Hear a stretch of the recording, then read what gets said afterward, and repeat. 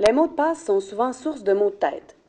Voici ce qui t'est suggéré pour avoir un mot de passe général, mais efficace. Il doit être facile à retenir, mais juste pour toi. Tu dois éviter de devoir le changer souvent. Tu ne le partages à personne, bien sûr. Tu évites de n'avoir qu'un seul mot de passe pour tous tes comptes. En général, on te demande d'avoir des lettres minuscules, des lettres majuscules et des chiffres dans tes mots de passe.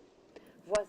Tu peux choisir une phrase que tu retiens facilement, comme un refrain de chanson, une citation d'un livre ou d'un film, et tu crées ton mot de passe à partir des premières lettres de cette phrase.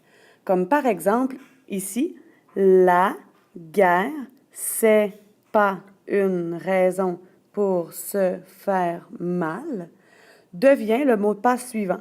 Donc, la guerre, c'est pas une raison pour se faire mal.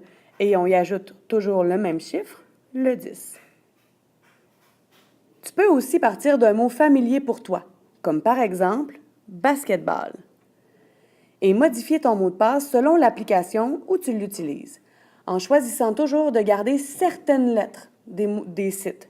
Comme par exemple, si on choisissait toujours de garder la première et la dernière lettre des sites, comme Y et E pour YouTube, ça nous donnerait le mot de passe suivant. Y, basketball, E et notre chiffre 10.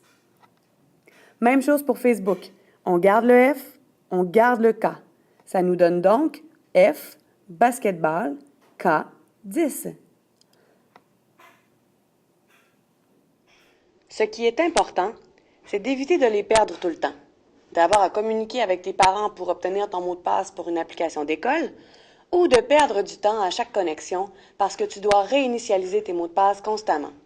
Alors fais attention et utilise les trucs que nous venons de te donner.